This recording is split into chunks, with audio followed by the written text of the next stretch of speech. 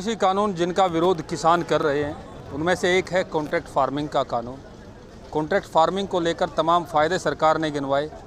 अब जो लोग कॉन्ट्रैक्ट फार्मिंग करते हैं हम आपको उनसे मिलवाते हैं। ये लोग आए हैं जालंधर से। जालंधर पोटैटो ग्रोअर एसोसिएशन के ये लोग हैं जो पेप्सिको जैसी बड़ी बड़ी कंपनियों के साथ कॉन्ट्रैक्ट करके आलू और टमाटर का उत्पादन करते हैं।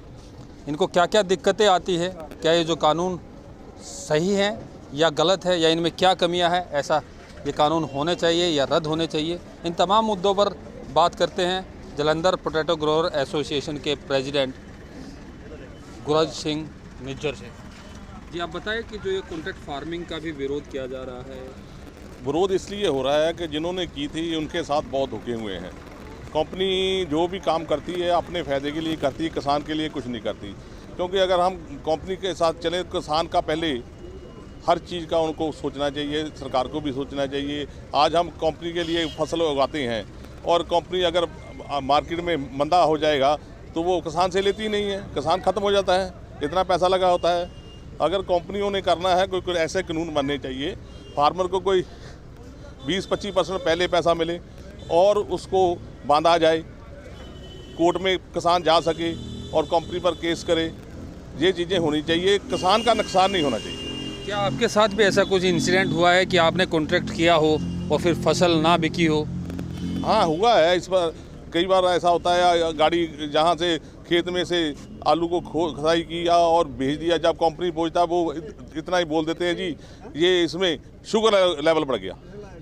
जब खेत में ठीक है तो जाते जाते शुगर लेवल कैसे बढ़ गया, और वहाँ से किसान को आलू दोबारा मंडी में सस्ते भाव में बेचना पड़ता है, किराया भी 2 बार देना पड़ता है, कंपनी देती भी कुछ नहीं है, किसान खत्म हो जाता है। कॉन्ट्रैक्ट फार्मिंग में जो नियम कायदे हाल फिलहाल हैं वो कंपनी के हित में, किसान के हित में नहीं। एक बार कॉन्ट्रैक्ट हुआ, अगर कंपनी को बाज़ार में भाव सस्ते में कोई सामान मिल रहा है तो किसान से वो लेगा नहीं, चाहे कॉन्ट्रैक्ट हुआ हो या नहीं। कुछ और भी फार्मर हैं जो आलू उत्पादक हैं, उनसे बात करेंगे। आप बताएं कि क्या नफ़े क्या नुकसान कॉर्पोरेट फार्मिंग? देखो ये है ना, किसान के हित में तो बिल्कुल भी नहीं है। जब भी आलू का मेन पेप्सी लगवाती है, इस साल भाव तेज़ था तो उन्होंने किसी का सैंपल भी चेक नहीं करा।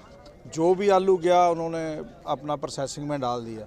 अगर जिसका रेट कम हो जाता है वो जब भी उसको सैंपल चाहे वो पास भी हो तो उसको फेल करके छोड़ देते हैं जी। तो मान लो आपने अपने जाने के गाड़ी का भाड़ा जाने का भी दिया, फिर वहाँ से जहाँ मंडी में भेजोगे उसका भी भाड़ा दिया, तो 2 तो वो भाड़े चले गए, उल्टा लेबर सब कुछ चला गया। तो उसमें किसान कहाँ उठ पाएगा बताओ? तो क्या कानून रद्द कर देना चाहिए या सुधार करना चाहिए? बिल्कुल रद्द होने चाहिए और ऐसे कानून बनने चाहिए जो बिल्कुल फार्मर के हक के होने चाहिए। अगर कंपनी भागती है तो उनके केस होने चाहिए, उनको जेल होनी चाहिए और फास्ट ट्रैक पे ये कोर्ट में केस चलने चाहिए।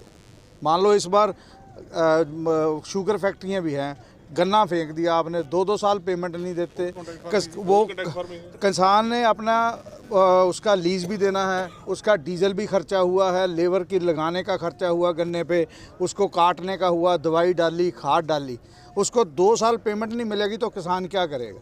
ऐसे किसान पर तो तमाम पाबंदियां है, किसान पर काफ़ी संकट है। कभी मौसम फसल के मुताबिक होता है तो कभी बेमौसमी बारिश फसल को ख़राब कर देती है। कंपनियों पर कोई पाबंदी नहीं, तो ऐसे में जो कॉन्ट्रैक्ट फार्मिंग है वो किसान के लिए घाटे का सौदा बनती है। कुछ और भी किसान हैं, उनसे भी जान लेते हैं।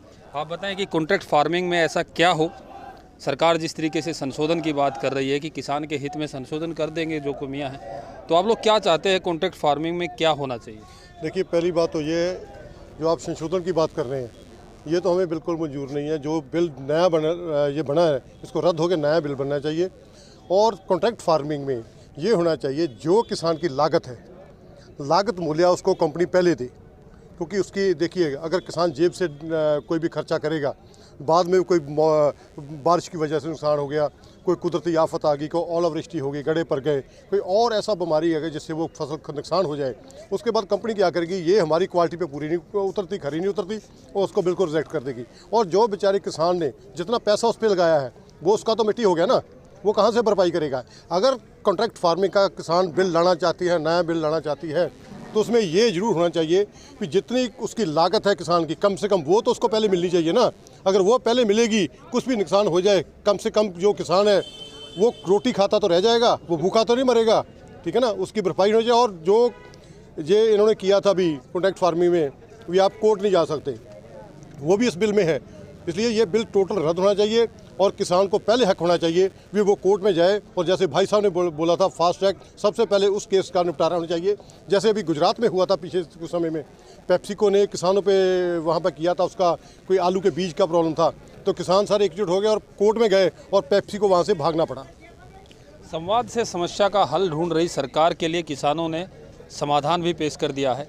पहले इन तीनों बिलों को रद्द करें, फिर अगर लाने हैं तो दोबारा से विचार करें, किसानों के बीच बैठे, किसानों के सुझाव ले, उसके बाद लेकर आए कृषि कानून सुधारों के बिल, किसानों के हक के बिल, किसानों को कॉरपोरेट से बचाने के लिए, कॉन्ट्रैक्ट कंपनी से बचाने के लिए किसानों के हक के बिल लेकर आएगी सरकार, तो ये किसान सरकार का समर्थन भी करेंगे।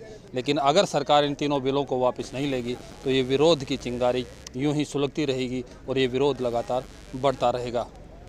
प्रवीण कुमार धनखड़, पंजाब केसरी, टिकरी बॉर्डर।